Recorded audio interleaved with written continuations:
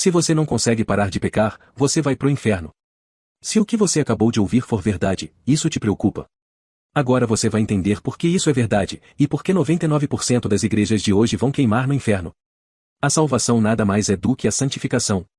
É o morrer de uma antiga criatura pecadora, para o nascer de uma nova criatura santificada, e isto através do Espírito Santo. Que tal começarmos ouvindo as palavras de Jesus Cristo? Será que ele tem autoridade o bastante para falar sobre esse assunto, ou será que algum homem nessa terra pode derrubar as palavras de Cristo? João 8,34. Respondeu-lhes Jesus, na verdade eu vos digo, todo aquele que comete pecado é servo do pecado. Esse versículo te assusta? Jesus Cristo, o Salvador, disse que se você comete pecado, você é servo do pecado. Servo é a mesma coisa que escravo. Significa que você é dominado por aquilo. Logo, Jesus está dizendo que se você comete pecado, você é dominado pelo pecado, sendo escravo dele. Sua igreja nunca te ensinou isso? Ou ela ensinou que todo mundo peca e vai morrer pecando, e que é impossível não pecar? Já desde o primeiro momento encontramos uma grande contradição, dois ensinos diferentes, duas doutrinas diferentes, dois tipos de evangelho, não é mesmo? Em quem devemos confiar? Na palavra do homem, ou na palavra de Jesus Cristo? Seja sábio na sua escolha. Logo em seguida, Jesus dirá outra verdade que as igrejas de hoje repetem, mas não entendem. João 8,36. Se, pois, o Filho vos libertar, verdadeiramente sereis livres. Certo, antes de entendermos esse versículo, precisamos colocar algumas coisas na balança. Jesus é perfeito? Suas obras são perfeitas? Se Jesus é perfeito, e suas obras são perfeitas, e ele falou que verdadeiramente te libertaria do pecado, eu deixo uma pergunta no ar. Quão verdadeiro é o verdadeiramente de Jesus Cristo? 50% verdadeiro? 95% verdadeiro? Ou 100% verdadeiro? Muito bem, chegamos ao segundo desacordo entre doutrinas. A sã doutrina afirma que Jesus te liberta 100% do pecado, e a sua igreja afirma que vamos morrer pecando, que é impossível não pecar, e que quando pecamos Deus não considera o nosso pecado, mas vê Jesus na cruz. Tá começando a ficar clara a diferença? Ao longo desse vídeo, faça-se sempre uma pergunta: em quem eu devo confiar, nas palavras retas da Bíblia, ou nas palavras distorcidas do homem? Que tal ouvirmos um pouco mais de Jesus? João 3,3. Respondeu-lhe Jesus, dizendo, na verdade eu te digo, se um homem não nascer de novo, ele não pode ver o reino de Deus. Não tem como você nascer de novo, se a sua antiga criatura não morrer. Não tem como você ter sido libertado do pecado, ao mesmo tempo que é escravo do pecado. Não tem como você ter domínio próprio, se não consegue não pecar. Por isso é necessário nascer de novo. João 3,5. Jesus respondeu, na verdade eu te digo, se um homem não nascer da água e do Espírito, ele não pode entrar no reino de Deus. O que é nascido da carne é carne, e o que é nascido do Espírito é Espírito. Jesus explicou que existem dois nascimentos, um da carne, e um do Espírito. Portanto, nascer da água é nascer da carne, ou seja, do ventre materno, e não é o batismo nas águas, como as igrejas ensinam falsamente. Será que Jesus mandou o ladrão da cruz descer as águas antes de ser salvo, ou foi o próprio Jesus que o batizou no Espírito naquele momento? O batismo nas águas nada mais é do que uma manifestação, que você faz ao mundo, de que você foi batizado no Espírito, e isto se você realmente foi batizado no Espírito. No entanto, se não foi, o batismo nas águas nada mais é do que entrar nelas como pecador seco, e sair delas como pecador molhado. Mas, o que é ser batizado no Espírito? É justamente a regeneração, a santificação, a conversão e a nova criatura. Todos estes termos significam a mesma coisa, e somente se aplicam a uma pessoa salva. Jesus prossegue. João 3, 7 e 8. Não te admires de eu te haver dito, necessário vos é nascer de novo. O vento sopra onde quer, e tu ouves o seu som, mas não sabes de onde vem, e para onde vai, assim é todo o que é nascido do Espírito. Jesus está dizendo que o mundo não entenderia as pessoas salvas, não entenderia como alguém poderia ser liberto do pecado, e como alguém poderia conseguir parar de pecar, pois o mundo são todas as pessoas carnais, e os salvos são todas as espirituais, que foram transformadas em uma nova criatura santificada. O apóstolo Paulo reafirma o que Jesus disse. 1 aos Coríntios 2,14. Mas o homem natural não recebe as coisas do Espírito de Deus, porque lhe parecem loucura, nem pode conhecê-las, porque elas são discernidas espiritualmente. Agora eu te pergunto, ser liberto do pecado e parar de pecar, parece loucura para a sua igreja, e para quem você considera cristão? Pois se parece, você acaba de identificar em que categoria eles se encaixam. Se são carnais ou espirituais, se são de Jesus ou se ainda são escravos do pecado. É verdade, a palavra de Deus corta a gente por dentro, mas ela é a única capaz de retirar o câncer do pecado e do engano do diabo de dentro de nós. Cabe você aceitar ou recusar essa cirurgia espiritual. Quando você dá as costas para a palavra de Deus, é impossível você ser salvo, e o câncer do pecado e do engano do diabo vão te consumir até você chegar no inferno. É preciso entender que o pecado é um ato de traição contra Deus, é um adultério espiritual. Você já ouviu alguém falar que se arrepende todo dia, e que por isso Jesus te perdoa, e que vai pecar sempre porque a carne é fraca? Vamos tacar fogo nessa heresia cancerígena a partir de agora. Vejamos o que o apóstolo Paulo disse no livro de Romanos. Romanos 6, 1-2. O que diremos então? Permaneceremos em pecado, para que a graça possa abundar? De forma alguma. Como nós, que estamos mortos para o pecado, viveremos ainda nele? Paulo começa reafirmando o que Jesus falou em João 8,36, pois ser libertado do pecado é a mesma coisa que ser morto para o pecado. Fica a pergunta, morto decide? Morto age? Morto pula. Logo, se você foi morto para o pecado, você não está mais sujeito a ele. Paulo continua. Romanos 6,3. Não sabeis que todos os que fomos batizados em Jesus Cristo, fomos batizados na sua morte? Neste versículo, Paulo reafirma o significado de batismo espiritual, que nada mais é do que a morte da antiga criatura pecadora, que antes era viva para o pecado, mas que agora morreu para ele, junto com a morte de Cristo na cruz. Romanos 6,4. Portanto, fomos sepultados com ele para a morte pelo batismo, para que assim como Cristo foi ressuscitado dentre os mortos pela glória do Pai, assim também nós andemos em novidade de vida. Em outras palavras, se você verdadeiramente creu em Cristo, você tanto morreu com ele, isto é, sua antiga criatura pecadora foi morta, quanto ressuscitou espiritualmente com ele, isto é, sua nova criatura santificada nasceu, de modo que a partir desse renascimento, se a antiga criatura realmente morreu, você se torna uma nova criatura que não está mais sujeita ao pecado. Lembre-se, se uma criatura morreu, ela não tem mais voz para guiar os seus passos, e uma nova criatura só pode nascer se a antiga morrer. Qual das duas criaturas você é? Romanos 6, 5-7. Porque, se fomos plantados juntamente com ele na semelhança da sua morte, também o seremos na semelhança da sua ressurreição, sabendo isto, que o nosso velho homem foi crucificado com ele, para que o corpo do pecado pudesse ser destruído, para que não sirvamos mais ao pecado. Porque aquele que morreu está liberto do pecado. Novamente, fica clara a diferença entre as duas criaturas. Uma que antes obedecia ao diabo, e uma que agora obedece a Deus. Romanos 6, 8-10. Ora, se morremos com Cristo, cremos que também viveremos com ele, sabendo que, tendo sido Cristo ressuscitado dentre os mortos, já não morre, a morte não tem mais domínio sobre ele.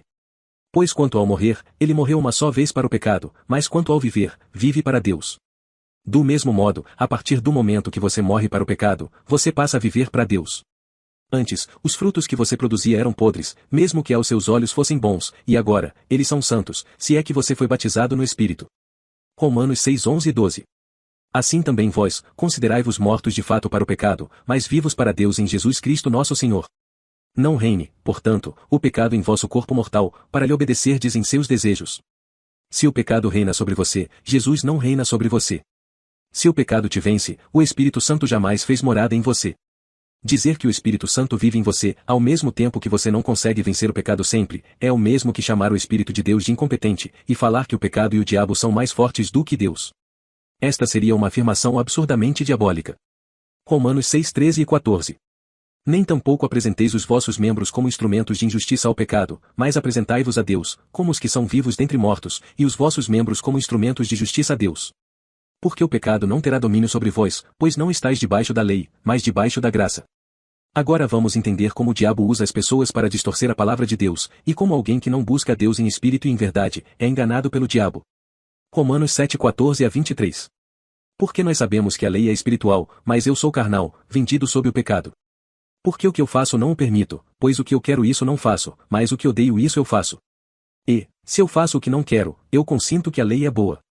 Então agora já não sou eu que faço isto, mas o pecado que habita em mim.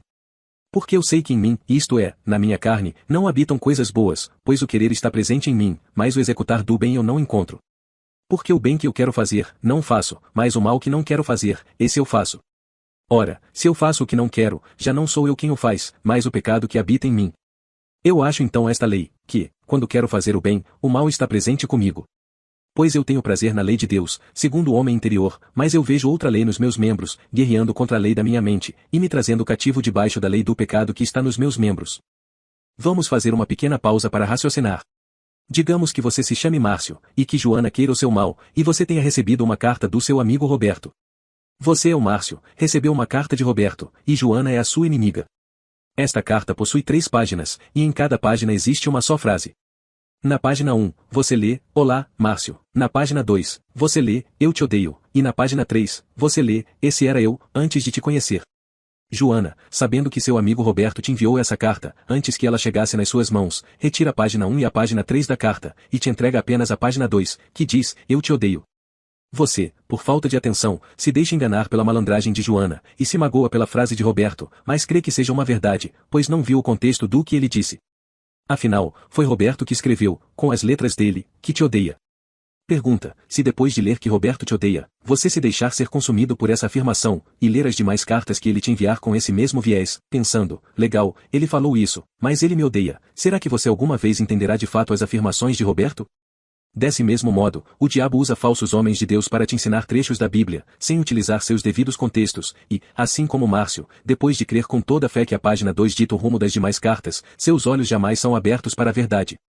Que tal, portanto, lembrarmos do que Romanos 6 disse, antes de pularmos a conclusões em Romanos 7? Rapidamente. Romanos 6, 5 a 7.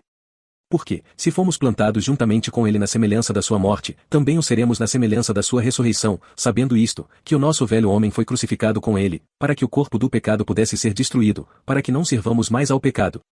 Porque aquele que morreu está liberto do pecado. Aqui entendemos que Paulo disse que nossa carne, que é a nossa antiga criatura escrava do pecado, morreu. Será que Paulo tem um momento de loucura e se contradiz na sua própria carta, ou será que você não a leu por completo sem a influência do diabo? Agora vamos terminar a página 2, isto é, o capítulo 7 de Romanos. Romanos 7, 24 e 25. Ó miserável homem que eu sou! Quem me livrará do corpo desta morte? Eu agradeço a Deus por meio de Jesus Cristo nosso Senhor.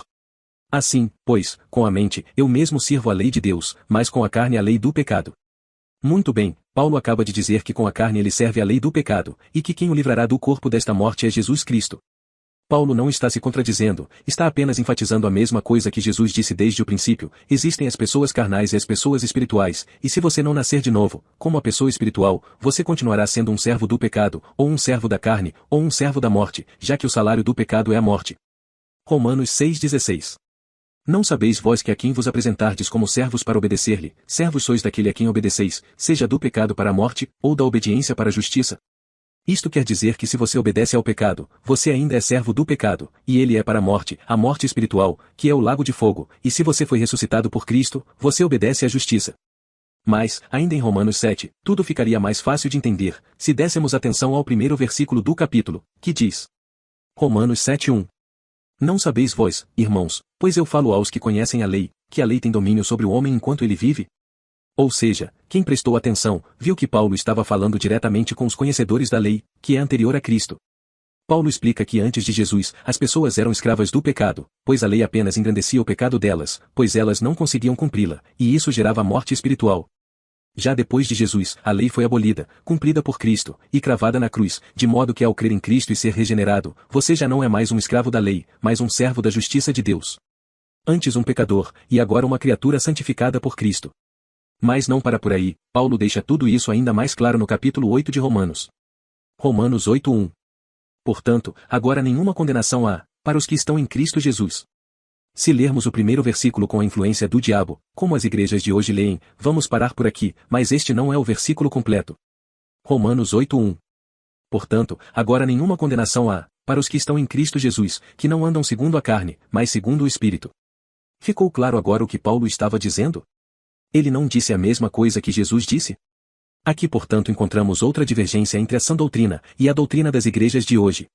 Jesus mata a sua servidão ao pecado, e você é crucificado na cruz junto com ele, e assim Jesus te liberta da carne, de modo que você não anda segundo a carne, isto é, não obedece mais ao pecado, e portanto, apenas, e exclusivamente neste sentido, não haverá nenhuma condenação para você, pois você verdadeiramente está em Cristo Jesus. Tá ficando claro?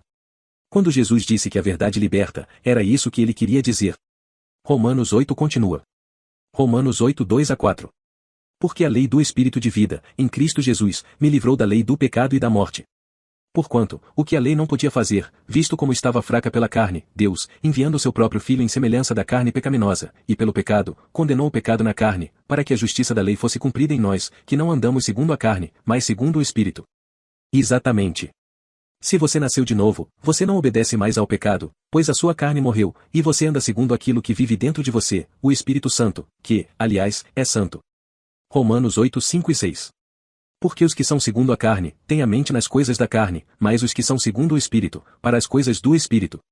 Porque a mentalidade carnal é morte, mas a mentalidade espiritual é vida e paz. Novamente, Paulo diz que o salário do pecado é a morte. Romanos 8, 7 e 8. Porquanto, a mentalidade carnal é inimizade contra Deus, pois não é sujeita à lei de Deus, nem de fato, pode ser. Então, os que estão na carne não podem agradar a Deus. Tá ficando claro? Romanos 8, 9. Mas, vós não estáis na carne, mas no Espírito, se é que o Espírito de Deus habita em vós. Ora, se algum homem não tem o Espírito de Cristo, esse não é dele. Quem está na carne, portanto, age conforme a carne, não consegue parar de pecar, pois não tem o Espírito Santo dentro de si, é inimigo de Deus, não tem a Cristo, e vai morrer a segunda morte. Romanos 8, 10 a 13. E, se Cristo está em vós, o corpo está morto por causa do pecado, mas o Espírito é vida por causa da justiça. Mas se o Espírito daquele que ressuscitou a Jesus dentre os mortos habita em vós, aquele que ressuscitou a Cristo dentre os mortos, também vivificará os vossos corpos mortais, pelo seu Espírito que habita em vós. Portanto, irmãos, nós somos devedores, não à carne para vivermos segundo a carne. Porque, se viverdes segundo a carne, morrereis, mas se através do Espírito mortificardes as obras do corpo, vivereis. Paulo não cansa de enfatizar que o salário do pecado é a morte, mesmo depois de Cristo. Mas o diabo usa os falsos homens de Deus, para tirar Romanos 7 fora do seu contexto, e dizer que você é um escravo do pecado, mesmo depois de Cristo. Malandrinho esse diabo, né? Todo o Novo Testamento ensina essa mesma doutrina, e não há discordância entre Jesus e seus apóstolos, uma vez que seus apóstolos foram enviados, ordenados, ensinados e inspirados por ele. Ou seja, tudo o que os apóstolos disseram, Jesus assinou embaixo, e se você não recebe a quem Jesus enviou, você não recebe ao próprio Jesus. Lucas 10, 16. Quem vos ouve, ouve a mim, e quem vos despreza, despreza a mim, e quem me despreza, despreza aquele que me enviou. Nos dias de hoje, também precisamos estar atentos a que versões da Bíblia nós lemos, pois o diabo também pôs o seu dedo na maioria delas, de modo que plantou a semente da dúvida e da confusão, na retidão e clareza da palavra de Deus. Por isso, eu recomendo que você utilize a Bíblia King James 1611, e não a versão atualizada dela. Vejamos agora o que Jesus falou através do apóstolo que ele mais amava, o apóstolo João. 1 João 1, 5 e 6. Então, esta é a mensagem que dele ouvimos, e vos declaramos, que Deus é luz, e não há nele treva alguma. Se nós dissermos que temos comunhão com ele, e andarmos em trevas, mentimos, e não praticamos a verdade. Aqui está, outra vez, a mesma concordância nos livros do Novo Testamento. Se você diz que tem comunhão com Deus, mas andar em trevas, isto é, andar na carne e obedecer ao pecado, você é um mentiroso. Em outras palavras, se você diz que é regenerado mas ainda é carnal, você não passa de um mentiroso. Agora presta bem atenção em mais uma armadilha que o diabo lança para quem não tem entendimento, não lê o contexto das passagens, nem confia nas palavras de Jesus Cristo. 1 João 1, 7 e 8. Mas se andamos na luz, assim como ele está na luz, temos comunhão uns com os outros, e o sangue de Jesus Cristo, seu Filho, nos purifica de todo o pecado. Se dissermos que não temos nenhum pecado, enganamo-nos a nós mesmos, e a verdade não está em nós. Até este momento, você já entendeu que em Jesus somos uma nova criatura, e que antes da nova criatura, precisou existir uma antiga. Logo, o que o versículo quer dizer, de forma simples, é que você precisa admitir que você é carnal, para que possa ser purificado, e se tornar espiritual. Mas se você for orgulhoso, e, enquanto carnal, dizer que é espiritual, a verdade não está em você. Esse é o sentido. Já o diabo distorce a cabeça das pessoas, e usa esse versículo para dizer que temos pecado, mesmo depois de Jesus ter nos purificado do pecado. Isso é o mesmo que chamar um Jesus perfeito com obras perfeitas, de incompetente. Isso está claro para você? Se Jesus purificou, é porque você não estava purificado antes de Jesus, e por isso precisava admitir que é um pecador, para que então a obra de Deus fosse realizada em você. Isso é diferente de dizer que depois de limpo você continua sujo. É uma perversão diabólica. Mas João não para por aí, e se repete. 1 João 1, 9 e 10. Se confessarmos os nossos pecados, ele é fiel e justo para nos perdoar os pecados, e nos purificar de toda a injustiça. Se dissermos que não pecamos, fazemo-lo um mentiroso, e a sua palavra não está em nós. João não falou nada de novo, mas apenas enfatizou que você precisa admitir que é um pecador desgraçado, para que então possa deixar de ser, pois Jesus vai te perdoar de toda injustiça e de todo pecado, e te purificar. Lembre-se de João 8,34 e João 8,36. João 8,34. Respondeu-lhes Jesus, na verdade eu vos digo, todo aquele que comete pecado é servo do pecado. João 8,36. Se, pois, o Filho vos libertar, verdadeiramente sereis livres. Como se não bastasse a clareza e a convergência entre a Bíblia toda, João enfatiza. 1 João 3,6. Qualquer que permanece nele, não peca, qualquer que peca, não o viu e nem o conheceu. Está claro que em Jesus você não é mais um pecador? Está claro que tem alguém errado nessa história toda, e que esse alguém não pode ser Deus, mas aqueles que pervertem a palavra. 1 João 3, 8 e 9. Aquele que comete pecado é do diabo, porque o diabo peca desde o princípio. Para este propósito o Filho de Deus foi manifestado, para que ele pudesse destruir as obras do diabo. Aquele que é nascido de Deus não comete pecado, porque a sua semente permanece nele, e não pode pecar, porque é nascido de Deus. Quem está errado nessa história toda, Jesus Cristo, ou os falsos homens de Deus que você ouve? Jesus acabou de deixar claro mais uma vez, através de João, que os filhos de Deus não cometem pecado, pois são espirituais, e que os filhos do diabo cometem pecado, pois são carnais e servos do pecado. Esta é a evidência da salvação, a santificação. O resto é história para boi dormir. Será que você confia em Deus? Agora que isto ficou claro, vamos destruir mais uma perversão do diabo. 1 João 2:1. Meus filhinhos, estas coisas vos escrevo, para que não pequeis, e se algum homem pecar, temos um advogado com o Pai, Jesus Cristo, o justo. Será que de repente, o mesmo apóstolo que fala que os filhos de Deus não pecam, e que os filhos do diabo pecam, começou a se contradizer? É nisso que o diabo quer que você acredite, mas o diabo vai ficar caladinho agora, e você vai aprender a verdade. 1 João 5:16 a 18. Se alguém vir o seu irmão pecar um pecado que não seja para a morte, deverá orar, e Deus dará vida àquele cujo pecado não é para a morte. Há um pecado que leva à morte, eu não digo que se deve orar por este. Toda injustiça é pecado, e há pecado que não é para a morte. Sabemos que todo aquele que é nascido de Deus não peca, mas o que é gerado por Deus guarda-se a si mesmo, e o maligno não lhe toca.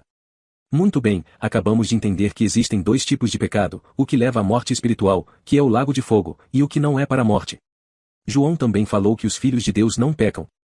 Logo, se ao mesmo tempo que ele diz isso, ele diz que se algum dos filhos de Deus pecar, temos um advogado com o Pai, passamos a entender que João estava falando que os regenerados não pecam o pecado mortal, mas o pecado que não é para a morte. Pois se os filhos de Deus, isto é, as pessoas que nasceram de novo, pecassem o pecado mortal, elas iriam para o lago de fogo, e isto é antibíblico, porque Jesus disse que não jogaria fora nenhum daqueles que ele salvasse. João 6,37. Todo aquele que meu Pai me dá, virá a mim, e o que vem a mim, de modo algum o lançarei fora. Sabendo disso, encontramos mais uma evidência de que você provavelmente aprendeu errado sobre quais são os pecados mortais. A blasfêmia contra o Espírito Santo não é o único pecado mortal. O outro pecado mortal é o pecado voluntário, que é consciente. Hebreus 10, 26 e 27. Porque se pecamos voluntariamente, depois de termos recebido o conhecimento da verdade, já não resta mais sacrifício pelos pecados. Porém uma expectação terrível de juízo, e uma indignação ardente que há de devorar os adversários. Jesus disse, através de Paulo, que se você pecar voluntariamente, irá para o lago de fogo. Fica a pergunta, existe ato voluntário que não é consciente? Tem como você pecar, sabendo que está pecando, e não saber que está pecando ao mesmo tempo? Tem como você escolher mentir, e dizer que essa mentira foi involuntária? Tem como você entrar no carro do vizinho, ligá-lo e ir para a praia, de forma involuntária e inconsciente? Do mesmo modo, toda vez que você peca sabendo que está pecando, você obedece ao diabo, mostra que é filho dele, comete um pecado mortal, e assina seu atestado de óbito espiritual, como morador do lago de fogo. Lembre-se bem, existem duas criaturas, e uma não vive enquanto a outra vive. Uma tem que morrer para a outra nascer. Logo, se você age como carnal, a antiga criatura nunca morreu, e se você não nascer de novo, não vai para o céu. As suas igrejas não ensinam isso desta forma, não é mesmo? Por que será? Que tipo de pecado, portanto, uma pessoa salva é passível de cometer? O pecado acidental. É como falar um palavrão sem querer, contar uma história inverídica sem intenção, pois esqueceu de alguns detalhes, e dar algumas cabeçadas no início da sua vida espiritual sem querer. Não é algo que vem do coração da pessoa, pois seu coração foi purificado. Mas são iscas que o diabo joga na frente dela, e ela, por imaturidade espiritual, acaba mordendo, e essa mordida dói, sangra, e abala essa pessoa num nível extremo, de modo que ela aprende a lição, aprende a lidar com o diabo, e não volta a cair nessas ciladas. Você apanha de Deus, é castigado, e não repete o erro. Isso é muito diferente do que o pecado voluntário, pois não se trata de uma decisão, mas de uma abraçada errada, de alguém que já foi purificado, mas está aprendendo a nadar, e não tem como estar aprendendo a nadar para sempre. A imaturidade é um período, então se você acha que vai continuar pecando depois que foi purificado, você é um filho do diabo que se acha filho de Deus. A limpeza que Deus faz nos seus filhos é imediata. Você imediatamente deixa de obedecer ao diabo. Não existe um processo nem etapas para ser lavado. Quando Jesus liberta de verdade. Hebreus 10, 28 e 29. Aquele que desprezou a lei de Moisés, morreu sem misericórdia, sob 2 ou 3 testemunhas. Com qual maior castigo, pensais vós, que será julgado merecedor, aquele que pisar o Filho de Deus, e tiver por profano, o sangue do pacto com que foi santificado, e ultrajar ao Espírito da graça? Você achou que Deus estava de brincadeira? Se você achou pesado o castigo mortal para aquele que desprezou a lei de Moisés, muito maior será o castigo de quem usa o nome de Jesus, mas continua pecando. Muito maior. Hebreus 10, 30 e 31. Porque conhecemos aquele que disse, a vingança pertence a mim, eu retribuirei, diz o Senhor. E outra vez, o Senhor julgará o seu povo. Coisa terrível é cair nas mãos do Deus vivo. Se eu fosse você, não esperaria para isso acontecer. Você sabia que Deus não apenas alertou que nos últimos tempos viriam falsos mestres, mas que pessoas que se achariam cristãs, também seriam pecadoras? 2 Timóteo 3, 1 a 5. Sabe, porém, isto, que nos últimos dias, perigosos tempos sobrevirão, porque haverá homens amantes de si mesmos, avarentos, presunçosos, orgulhosos, blasfemos, desobedientes a pais e mães, ingratos, profanos, sem afeto natural, irreconciliáveis, falsos acusadores, incontinentes, cruéis, inimigos daqueles que são bons, traidores, obstinados, soberbos, mais amantes dos prazeres do que amantes de Deus, tendo aparência de piedade, mas negando o poder dela. Destes, afasta-te. Vamos examinar esta parte. Amantes de si mesmos, estamos na geração do selfie, não é mesmo? Avarentos, gente que pensa mais em dinheiro do que em Deus, que vive guardando dinheiro pro futuro, enquanto o próprio Jesus mandou não nos preocuparmos com isso, mas com ele. Presunçosos, são aqueles que se acham certos, que falam bem de si, que são muito autoconfiantes, mas não são nada. Orgulhosos, gente incapaz de receber instrução, que acha que a palavra de Deus depende de como elas acham que tem que ser, e não do que Deus falou que é. Blasfemos, esses são aqueles que chamam o mal de bem e o bem de mal, eles dizem que Jesus entende que vamos continuar pecando, sendo que o próprio Jesus veio para destruir o pecado de dentro de nós, e vai matar todos os pecadores da face da terra. Desobedientes a pais e mães, esse é autoexplicativo. Ingratos, as pessoas que viram as costas não só para os outros, mas para a misericórdia do Deus que lhes ofereceu a vida eterna, Deus este, ao qual elas cospem no nome, enquanto dizem que são filhas dele. Profanos, nada mais é do que o oposto de santo, é a mesma coisa que ser carnal, inimigo de Deus. Sem afeto natural, pessoas que não são capazes de estender a mão ao próximo que está em necessidade, sem compaixão. Irreconciliáveis, gente que não perdoa, mas guarda rancor. Falsos acusadores, estes chamam os homens de Deus de maus, e mentem sobre as pessoas. Incontinentes, pessoas que não possuem autocontrole, pois não nasceram de novo, e não conseguem se conter de fazer o mal. Cruéis, se você vê alguém em necessidade e não faz nada para ajudar, você é cruel. Inimigos daqueles que são bons, estes são aqueles que falam mal dos regenerados, são pessoas carnais que não entendem nem querem entender as espirituais, mas odeiam o fato de que elas as mandam se arrepender, conselho esse, que pode levar alguém à salvação. Traidores, qualquer tipo de traição e quebra de palavra, desde atrair outra pessoa, atrair a Deus, andando em pecado. Obstinados, pessoas que fazem birra, e nunca se dobram à verdade, quando essa verdade fala contra elas, elas são desumildes e incapazes de correção, incorrigíveis. Soberbos, gente que se acha especial, ou que se exalta, quando Deus falou que aquele que se exaltar será humilhado, e quem se humilhar será exaltado. Mais amantes dos prazeres do que amantes de Deus, esses são amigos do mundo e das coisas do mundo, trocam a verdade de Deus para ficarem apegados nos prazeres, o que também é idolatria. Tendo aparência de piedade, mas negando o poder dela, este versículo resume todos os falsos cristãos num pacote só, eles dizem que são cristãos, se fazem parecer cristãos por fora, mas não são cristãos, porque negam o poder de Cristo. Que poder? O poder de libertar um pecador das algemas do pecado. Ou seja, os falsos cristãos são pecadores, que usam o nome de Jesus, e acham que vão para o céu, são pessoas carnais, que se acham espirituais, são antigas criaturas, que acham que são novas criaturas, gente que crê no nome de Jesus, mas não no poder dele, para fazer justamente aquilo que ele disse que faria. Destes, afasta-te, essa é a ordem de Deus, se afastar de todo mundo que se diz cristão, mas que é pecador. Você é capaz de ouvir as palavras de Deus e obedecê-las? Pois se você não for capaz, você se faz só mais um desses falsos cristãos, que usa o nome de Deus em vão, enquanto vai pro inferno. Que tal deixarmos Jesus falar novamente? Lucas 6,46. E por que me chamais, Senhor, Senhor, e não fazeis as coisas que eu digo? Jesus acaba de dizer que usar o nome dele, ou crer somente no nome dele, não adianta de nada, mas só faz de você um hipócrita. Lucas 6,47 e 48. Todo aquele que vem a mim, e ouve as minhas palavras, e as pratica, eu vos mostrarei a quem ele é semelhante. Ele é semelhante a um homem que edificou uma casa, e cavou fundo, e pôs os alicerces sobre a rocha, e, vindo a enchente, a corrente batia veementemente sobre aquela casa, e não a pôde abalar, pois esta estava fundada sobre a rocha. Exatamente, se você ouve e obedece às palavras do Novo Testamento, você está firmado na rocha, que é o próprio Jesus. E quando qualquer tentação vier sobre você, independentemente do tamanho dela, você conseguirá resistir, pois o Espírito que habita em você é santo, e é o mesmo Espírito que ressuscitou Jesus, e o diabo não pode com ele.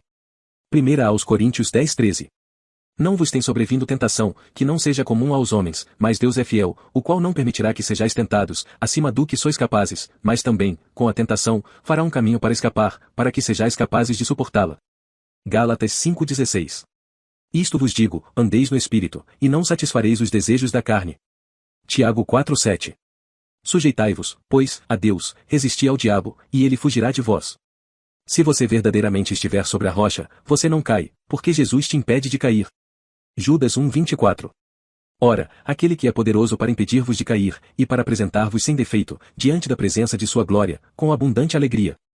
Ser santo é ser sem defeito. Vamos continuar. Lucas 6:49. Mas o que ouve e não pratica é semelhante a um homem que edificou uma casa sobre a terra, sem alicerces, na qual a corrente batia veementemente, e imediatamente desabou, e foi grande a ruína daquela casa. Já se você crê no nome, mas não crê no poder, você edificou a sua casa sobre uma ilusão, e a mentira não se sustenta, e não pode te proteger. O diabo vai te tentar, e você vai cair, e grande será a sua ruína, pois você vai queimar no lago de fogo. Moisés disse a mesma coisa. Atos 3:22 e 23. Pois na verdade Moisés disse aos pais, o Senhor vosso Deus vos levantará um profeta, dentre vossos irmãos, semelhante a mim, a ele ouvireis em todas as coisas que ele vos disser. E acontecerá que, toda alma que não escutar esse profeta, será destruída dentre o povo. Se você não der ouvidos às palavras de Jesus e de seus apóstolos, e confiar mais no que as igrejas de hoje dizem, você será destruído. Será que Jesus falou mais vezes sobre isso? João 15:6. Se alguém não permanece em mim, ele é lançado fora como um ramo, e murcha, e homens os recolhem, e os lançam no fogo, e eles são queimados. A Bíblia nunca te mandou ir para a igreja, ela te mandou ser a igreja. Ela falou que você é o templo de Deus. 1 aos Coríntios 3:16. Não sabeis vós que sois o templo de Deus, e que o Espírito de Deus habita em vós. Se algum homem corromper o templo de Deus, Deus o destruirá, porque o templo de Deus é santo, e este templo sois vós. O que corrompe o templo de Deus é o pecado. Logo, se você diz que é de Deus, mas corrompe o templo dele, Deus deixou bem claro que você será destruído. Se Deus é santo, e habita dentro de você, não pode haver sujeira dentro de você. É impossível. O que a Bíblia manda, é não abandonarmos a Assembleia. Hebreus 10:25. Não abandonando a nossa Assembleia, como é costume de alguns, antes exortando-nos uns aos outros, e tanto mais, à medida que vedes que aquele dia se aproxima. A Assembleia, nada mais é do que o grupo de pessoas que nasceram de novo, que se ajunta, as quais tiveram suas antigas criaturas mortas, e deixaram de ser sujeitas ao pecado. Portanto, antes de procurar com quem se juntar, você precisa saber discernir quem é de Deus e quem não é de Deus, e antes ainda disso, você mesmo precisa ser de Deus, e só depois de saber disso, conseguirá pisar em terra firme, e não se contaminar com os filhos do diabo, dos quais Deus te mandou se separar. 2 Timóteo 2:19. Todavia, o fundamento de Deus fica firme, tendo este selo, o Senhor conhece os que são seus, e qualquer que profere o nome de Cristo, aparte-se da iniquidade. Primeiro, fica claro que a ordem é se apartar da iniquidade. Iniquidade, nada mais é do que outra palavra para o pecado. Impiedade, iniquidade, pecado, injustiça, perversão, transgressão e profanidade, são palavras que se referem à mesma coisa. Se você é ímpio, você é pecador, iníquo, injusto, perverso, transgressor e profano. 2 Timóteo 2:20. Ora, numa grande casa não há somente vasos de ouro e de prata, mas também de madeira e de barro, alguns para honra, e outros para desonra. Aqui, a Bíblia diz, que na terra existem tanto pessoas boas quanto pessoas mais, carnais e espirituais, antigas e novas criaturas, pecadoras e santas, vasos de honra e vasos de desonra. 2 Timóteo 2:21. Portanto, se um homem se purificar destas coisas, será vaso para a honra, santificado e idôneo para o uso do mestre, e preparado para toda boa obra. E a ordem é se purificar tanto do pecado quanto dos pecadores, e só deste modo você será transformado em um vaso de honra, santificado, puro e adequado para o uso do mestre, que é Jesus. Você é capaz de receber esta palavra? Esse é um Jesus diferente do que você conhecia, não é mesmo? Agora você vai entender quem é o verdadeiro Jesus, e terá a sua oportunidade de decidir segui-lo, ou rejeitá-lo, sabendo que ambas as decisões refletirão em consequências, que você já conhece, céu ou inferno. Mateus 10:34. Não penseis que eu vim trazer paz à terra, eu não vim trazer paz, mas espada. A espada que Jesus veio trazer foi o seu evangelho, e esta espada corta, divide, e também purifica, ou mata. Mateus 10:35 e 36. Porque eu vim pôr um homem em desacordo contra seu pai, e a filha contra sua mãe, e a nora contra sua sogra. E os inimigos de um homem serão os da sua própria casa. Lembra de quando falamos sobre os vasos de honra e de desonra? Todo o Novo Testamento está perfeitamente conectado. Os vasos de desonra são as pessoas que, ao ouvirem as verdades do Evangelho, estas mesmas que você está ouvindo agora, são incapazes de aceitá-las e de se submeterem a elas. Lembre-se, o carnal não entende o espiritual, e para ele parece loucura. Mateus 10, 37 e 38. O que ama o pai ou a mãe mais do que a mim não é digno de mim, e o que ama o filho ou a filha mais do que a mim não é digno de mim. E o que não toma a sua cruz e segue após mim, não é digno de mim. Tá começando a entender que servir a Deus é muito diferente do que o diabo te fez pensar que fosse até agora? Jesus simplesmente está dizendo que assim como ele não faz acepção de pessoas, você não deve fazer se quiser segui-lo, de modo que se a sua mãe, pai, ou qualquer pessoa da sua família não estiver disposta a obedecê-lo, você precisa estar disposto a deixá-las para trás e segui-lo. Não para por aí. Mateus 10, 39. O que encontrar a sua vida, perdê-la-á, e o que perder a sua vida por minha causa, encontra-la-á. Se você não estiver disposto a perder a sua vida, e as pessoas da sua vida, que não buscam a Jesus em espírito e em verdade, Jesus deixou claro que você não é digno dele. E se você não é digno dele, você vai perder a sua vida no céu, e irá pro lago de fogo. Você é capaz de obedecer às palavras do Rei dos Reis? João 14, 15.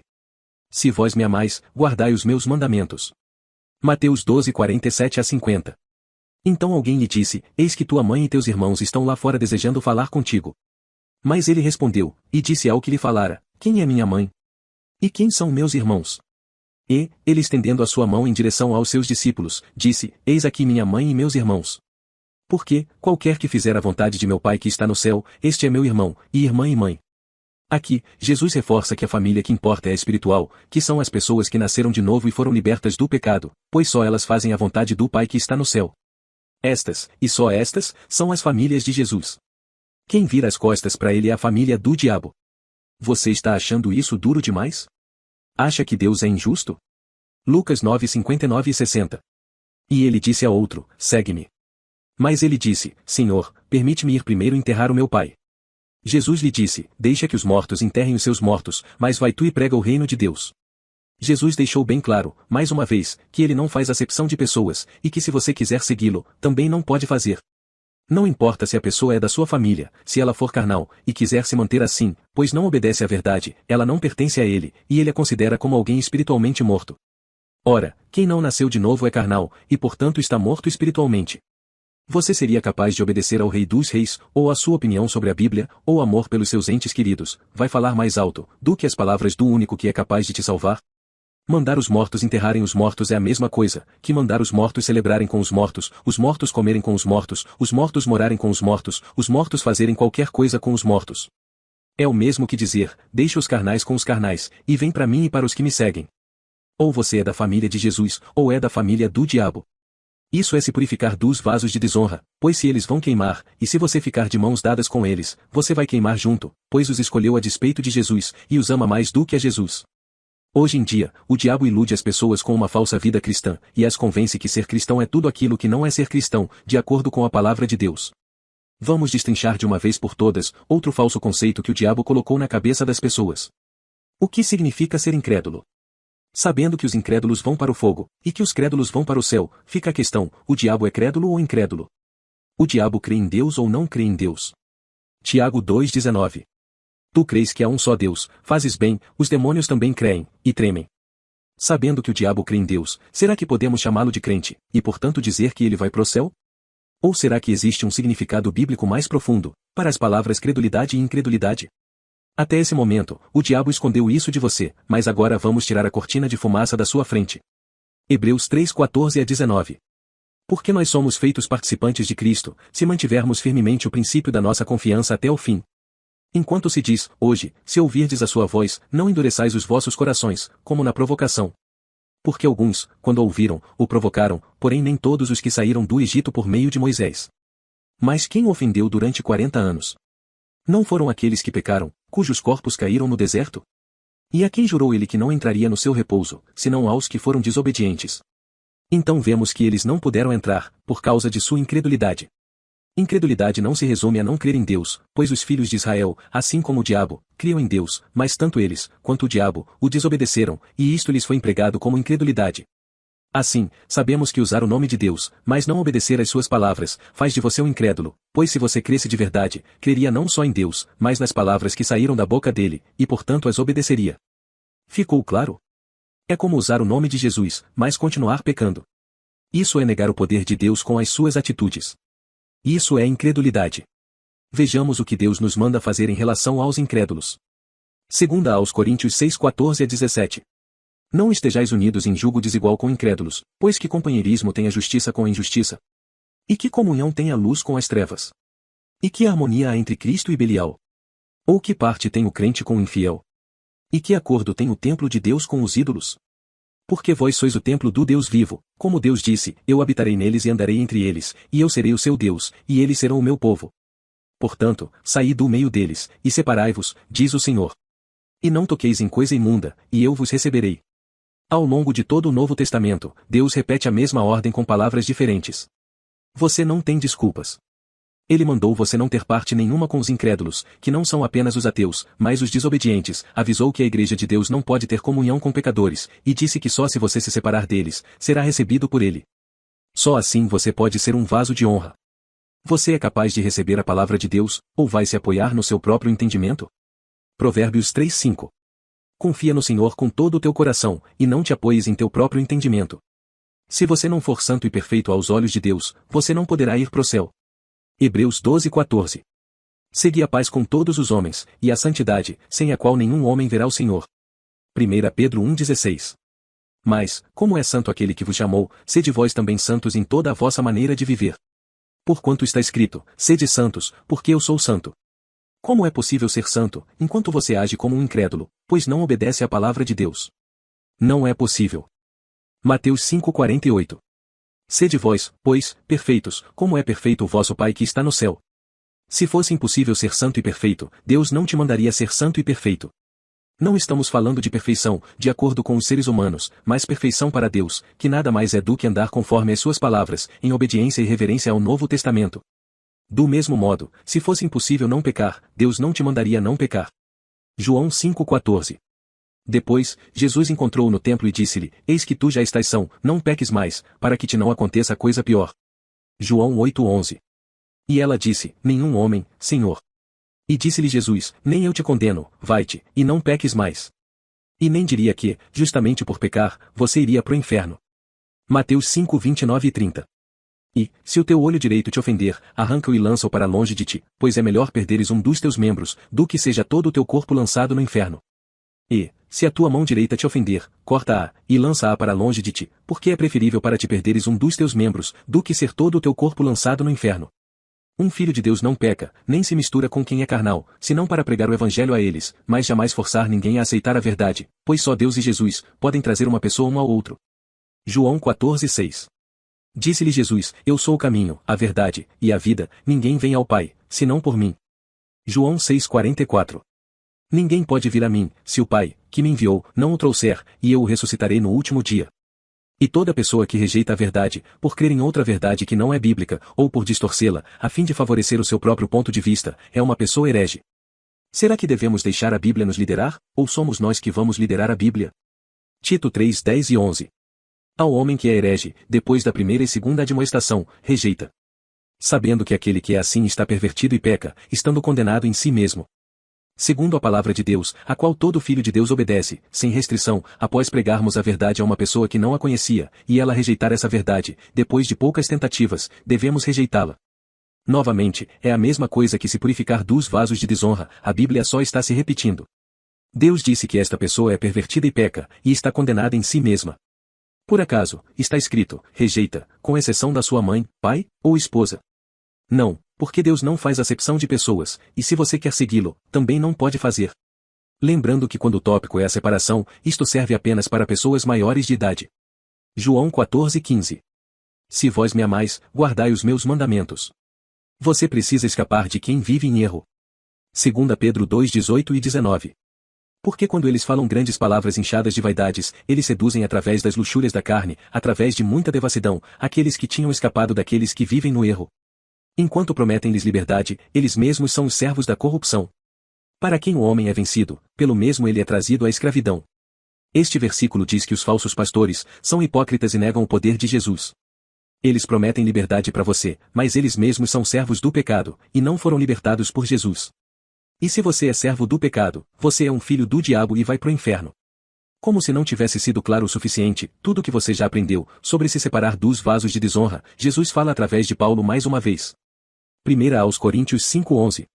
Mas, agora, escrevi que não vos mantenhais na companhia de qualquer homem, que chamado de irmão, seja um fornicador, ou avarento, ou idólatra, ou caluniador, ou beberrão, ou extorquidor, com o tal nem ainda comais.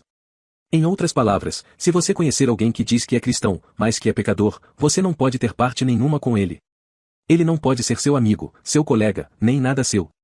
O apóstolo Paulo enfatizou que isso é tão grave, ou seja, usar o nome de Cristo mas continuar sendo um pecador é tão grave, que você nem deve sentar para comer com essa pessoa.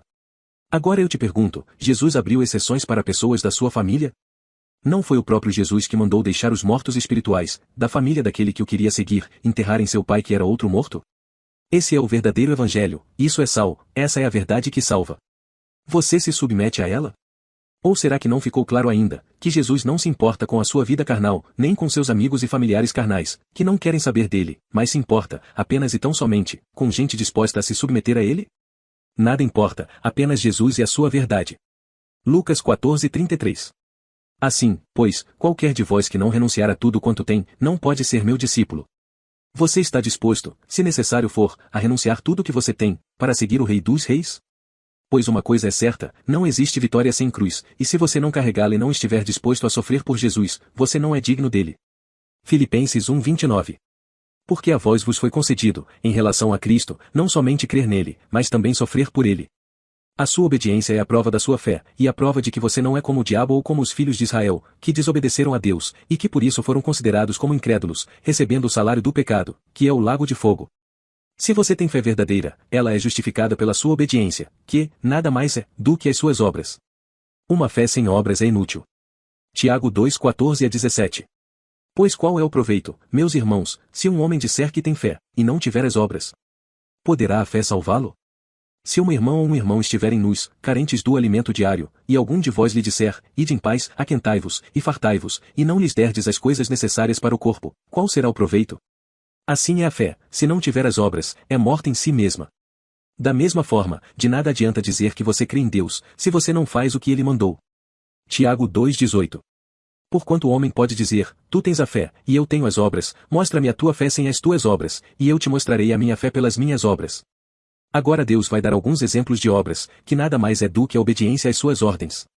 Tiago 2:20-24. Porém, ó homem vão, queres tu saber que a fé sem as obras está morta? Porventura não foi Abraão, nosso pai, justificado pelas obras, quando ofereceu Isaque, o seu filho, sobre o altar? Vede que a fé operou com as suas obras, e que pelas suas obras a fé foi aperfeiçoada. E a Escritura cumpriu-se, a qual diz, e Abraão creu em Deus, e foi-lhe isso imputado como justiça, e ele foi chamado amigo de Deus. Vede então como que, pelas obras, o homem é justificado, e não pela fé somente. Como vimos, a verdadeira fé vem acompanhada da obediência, e a fé vazia vem acompanhada da desobediência, o que classifica uma pessoa como incrédula. Tiago 2:25-26.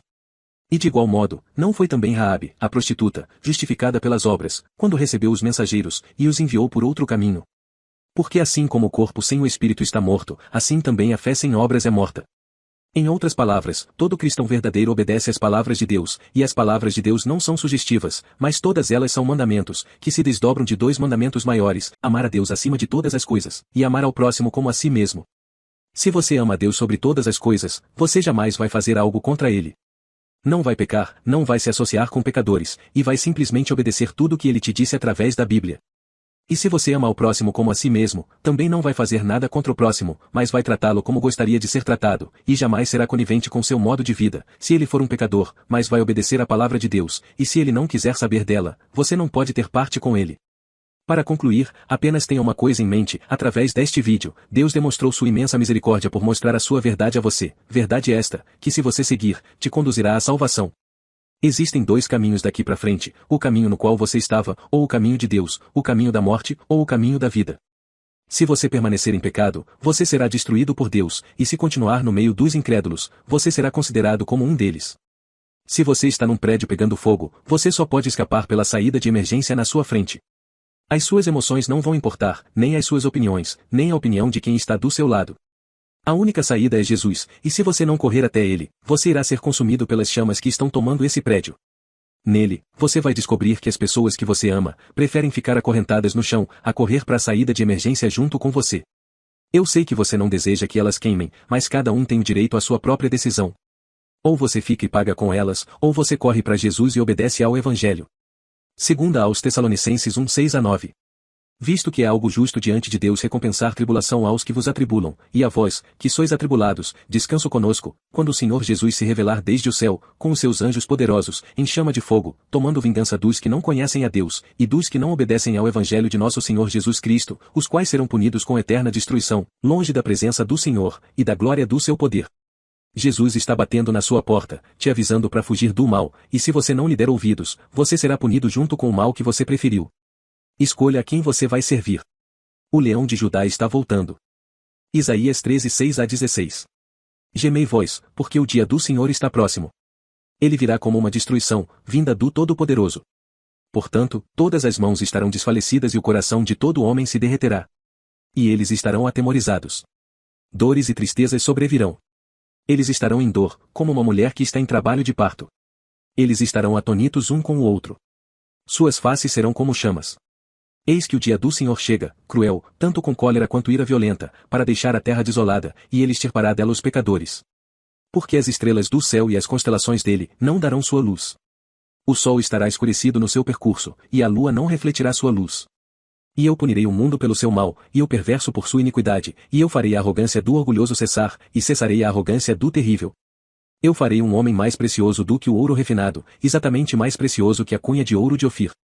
Portanto, eu sacudirei os céus, e a terra será removida para fora do lugar dela, na cólera do Senhor dos Exércitos, e no dia de sua violenta ira.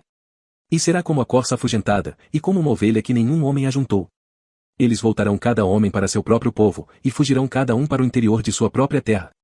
Cada um que é encontrado é traspassado, e cada um que é colocado junto a eles, cairá pela espada.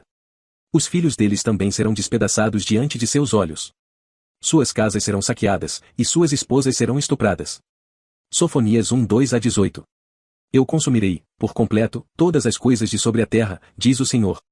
Eu consumirei os homens e os animais, consumirei as aves do céu, e os peixes do mar, e as pedras de tropeços, juntamente com os perversos, exterminarei os homens de sobre a terra, diz o Senhor. Eu também estenderei a minha mão sobre Judá, e sobre todos os habitantes de Jerusalém, exterminarei o restante de Baal deste lugar, e o nome dos Shemarins com os sacerdotes, e os que adoram o exército do céu sobre os telhados, os que adoram e juram ao Senhor, e juram por Milcom, e os que se desviam de seguir o Senhor, e aqueles que não buscam ao Senhor, nem perguntam por ele. Cala-te na presença do Senhor Deus, pois o dia do Senhor está perto, porque o Senhor preparou um sacrifício, e ofereceu aos seus convidados. E acontecerá que, no dia do sacrifício do Senhor, castigarei os príncipes, e os filhos do rei, e todos os que se vestem de trajes desconhecidos. No mesmo dia eu também castigarei todo aquele que salta sobre o limiar, que enche as casas dos seus mestres com violência e engano. E acontecerá que, naquele dia, diz o Senhor, haverá o barulho de um clamor desde a porta do peixe, e um uivo desde a segunda parte, e grande quebrantamento desde as colinas. Uivai, vós habitantes de Mactes, porque todo o povo que mercadejava está arruinado, todos os que carregavam prata foram destruídos. E acontecerá que, naquele tempo, examinarei Jerusalém cuidadosamente com velas, e castigarei os homens que estão sentados sobre suas borras, que dizem no seu coração, o Senhor não fará o bem, nem fará o mal.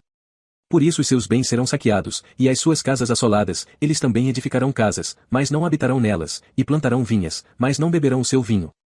O grande dia do Senhor está perto, e se apressa muito, até a voz do dia do Senhor, o homem poderoso clamará ali amargamente. Aquele dia será um dia de ira, dia de tribulação e de angústia, dia de alvoroço e de assolação, dia de trevas e de escuridão, um dia de nuvens e de densas trevas, um dia de trombeta e de alarme contra as cidades fortificadas, e contra as altas torres. E trarei angústia sobre os homens, que andarão como homens cegos, porque eles pecaram contra o Senhor, e o seu sangue se derramará como pó, e a sua carne como esterco. Nem a sua prata nem o seu ouro serão capazes de livrá-los, no dia da ira do Senhor, mas toda esta terra será devorada pelo fogo do seu ciúme, porque ele certamente fará uma rápida destruição total e apressada, de todos os moradores da terra. Corra para Jesus, para não ser um deles.